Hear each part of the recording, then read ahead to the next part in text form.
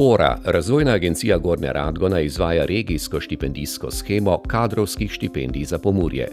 Ta shema sofinancira kadrovske štipendije delodajalcem.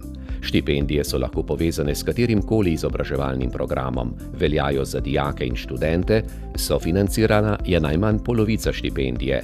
Če se izobražujete v deficitarni smeri, je sofinanciranje kar 70-odstotno. Zneski so navzgor omejeni.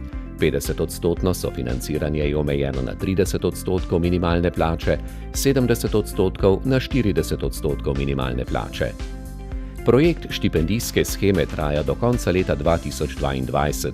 Štipendijo naj bi sofinancirali 180 dijakom ali študentom za vsaj 30 pomurskih podjetij.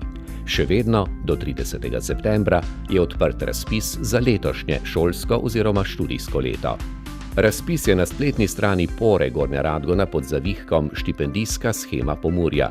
Razpis za šolsko oziroma študijsko leto 2018-19 je prav tako že najavljen na spletni strani Pore, vendar se zaradi načrtovanih sprememb štipendijske zakonodaje še ni možno prijaviti.